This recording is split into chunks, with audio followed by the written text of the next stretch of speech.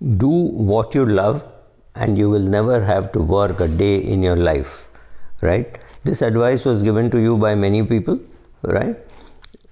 Unfortunately or fortunately, this is not true, because what you love is what you love, and that may not be paying the bills. So if it doesn't pay the bills, somebody has to pay the bills, right? I love making these videos, but it's absolutely no use. It does not pay the bills. It does not pay my lifestyle. It will not pay for my daughter's education abroad. No, it will not pay any of those things, right? So it is nice to do these blogs and vlogs and things like that, but it does not pay the bills. So you have to understand that to pay the bills you need a job or a business or a profession which you may not love so much. In fact, it might be something which you hate. 70% of the American population hates the job that they do, but they have to do it to pay the bills. Now, if that is the number in US, there's a very good chance that the number would be either 65% or 75% in India. So we are all in that category. So it is not easy to say I will do what I love. Let us say you like chanting the Vedas and you wish to just be a Veda teacher, and you knew this only when you were 17 or 18, and then you took up the profession. Are you enjoying your job? Yes. Are you loving the chanting of the Vedas? Yes, maybe. But it does not pay the bills, right? It is just not enough today to do that as a profession and make a career and have children who will want to study and go abroad and change their phones every 2 years.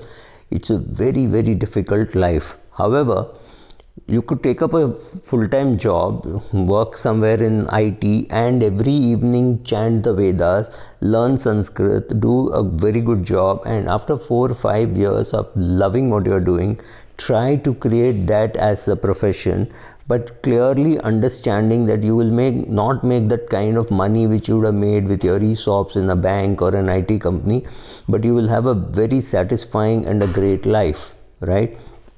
That brings us to the question, should you really do what you love, or should you use the simple IKIGAI principles, right? I hope you can see this. I'm going to read out from here. You have to see what you love. You have to see what you are good at. Being loving something is not enough. You love cricket, but are you good enough to be in the Indian team, or at least play in an IPL match so you make some money, right? So you have to be good at that. What the world needs, that is also important, right? It's not enough to just say I love it so I will do it. People will not pay you for it. And then the most important thing, will people pay you for it, right? And will people pay you enough for you to make that your career? Can you imagine? I know one girl who finished her MBA, got married, and then did not want the job, and she wanted to become a yoga teacher. Fantastic. She's not making any money. Luckily for her, she comes from a rich family. So it does not matter. The fact is that she does not make enough money. So it's okay for her. She has given up a nice career. And after having done an MBA, which means 24, you're 23, 24 by the time you finish your education, and having spent all that money, she's given that up. She's not making enough money. So financial independence does not come from her earning. That's a different thing. So understand one thing. Sometimes you may have to do some things which you do not like to pay the bill, and you do something else in your life. So if you take the olden cricketers, olden days cricketers, they had to keep a full-time job. Ajit Wadekar was a manager in a bank.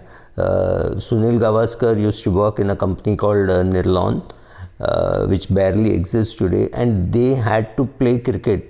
Playing cricket was an amateur sport when Sunil Gavaskar started his life. Maybe he got 100 rupees for a test match or things like that. Unbelievable numbers. I remember 1983 when they won the World Cup, all of them got 1 lakh rupees each. I'm not trying to ridicule the amount, but this kind of amount which is there in cricket today was not there, right? You could be loving the game, but will it who will pay the bills, right? That's a question to answer. So find your ikigai, find what you're good at, find what people will pay for, and after that make it your profession, right? That is important. So just to say Just because you love something, it doesn't mean people will pay for it. I needed to do this because many people, and sorry to say, but especially women, come and say things like, but providing for the family is not my primary responsibility, my husband is doing that. That's not true. Both of you are equally responsible, especially if you are equally qualified, and especially if you are earning equally. If suppose both of you are done your MBA, both of you are earning 30 lakhs, one of you wants to give it up and do something else, see whether it will pay, or talk to the other partner and say, I'm going to do this experiment for 2 years. For 2 years, I won't get paid.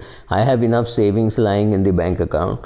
And after that, I will take a call whether to go back to a job. Yes, that is a very sensible way of looking at things. But just because you love something, it doesn't mean it will pay. Being a yoga teacher, being a painter, being a photographer, all that is nice, fantastic, great. But remember, after you make that your profession, that will become just as boring. It will not be as interesting. Today it is very interesting because you are not trying to make money out of it.